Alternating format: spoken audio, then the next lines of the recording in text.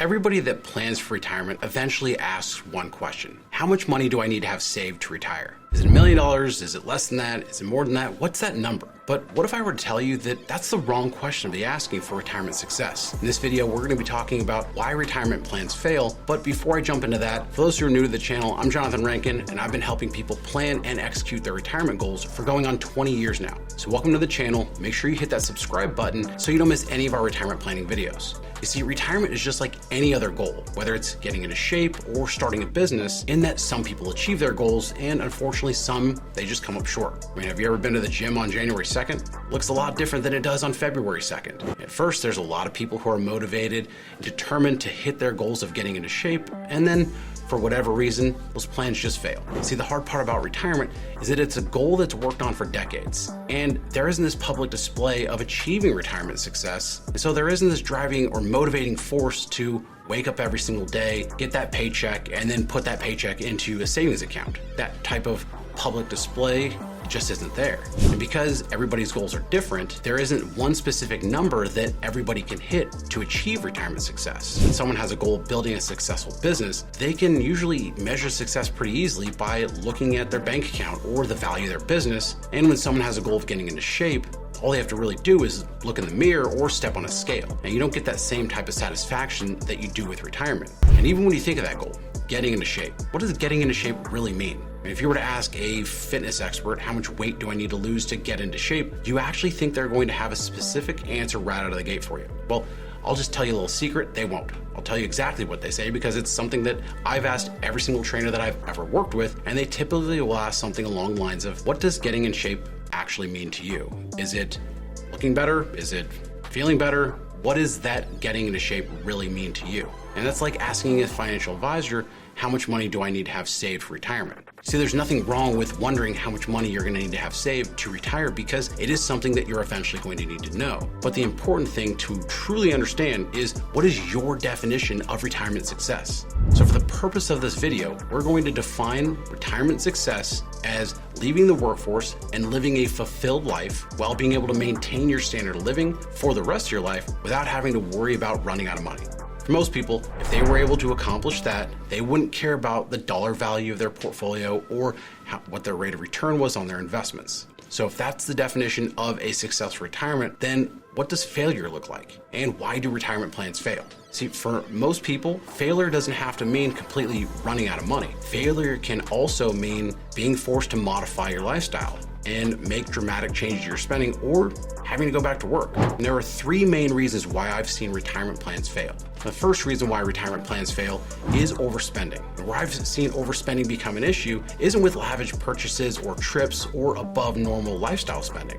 Where I've seen overspending become the issue has been with large expenditures that weren't planned on initially when building out that retirement plan. These are what I like to call retirement surprises. And the one thing you don't want in retirement are surprises. Most people don't even want a surprise retirement party or a surprise birthday. Surprises in retirement are just not what you want. And when most people think of the expenses that might surprise them in retirement, they typically will think of healthcare. But the reality is that some of the big retirement surprises that I've seen have been on home maintenance or renovation costs, large tax bills, usually because of withholding air, and family. Now, these are usually the biggest surprises because unlike healthcare, they're typically not planned for.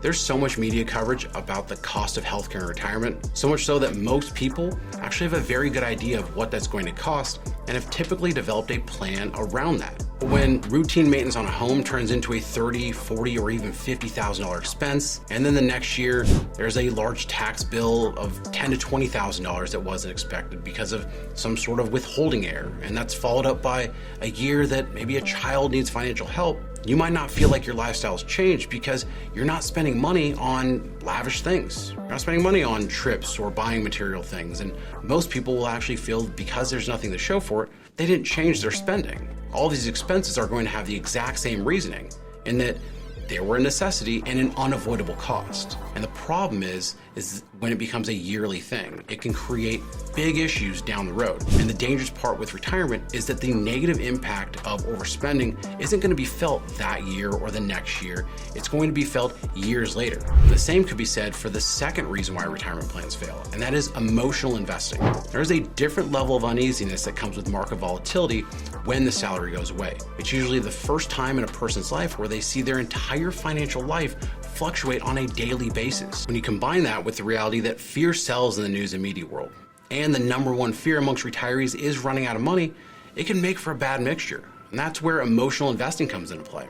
It's a combination of that fear and the negative news headlines that cause some to make major changes to their investment portfolio. When most people plan for their retirement, there's a rate of return that is needed to make sure that retirement plan is successful. And that rate of return is typically based on an asset allocation that is based on someone's risk tolerance. Based in that plan is usually a modeling of market underperformance, meaning that if your initial plans, for example, were to retire and invest in a portfolio that is 60% stocks, 40% bonds, the historical 60-40, that analysis has already been done to determine that even in the worst years of the 60-40 portfolio, your retirement could still be successful.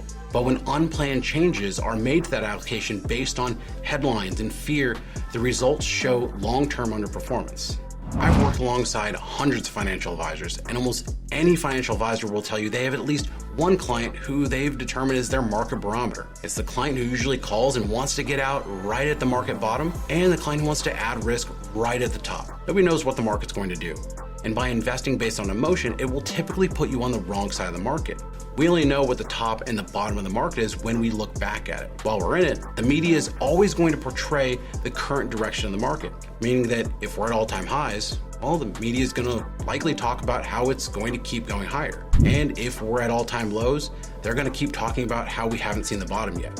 And just like overspending, long-term underperformance doesn't show up in a retirement plan during that year. It usually takes years to see that effect. But that is why study after study shows that the average investor underperforms. It's typically because of emotional investing, trying to sell out because of fear or buy back in because of the fear of missing out. So a few years of underperformance because of emotional investing could have severe impacts later on when it's too late to do anything about it. And that leads me to the final reason why retirement plans fail. And this reason has nothing to do with money. As we defined earlier, a successful retirement to most people would be to live a fulfilled life while being able to maintain your standard of living for the rest of your life without having to worry about money. And it's that first part where I've seen people struggle, living a fulfilled life. For many people, they worked hard for decades and were defined by their work. When people asked, what do you do?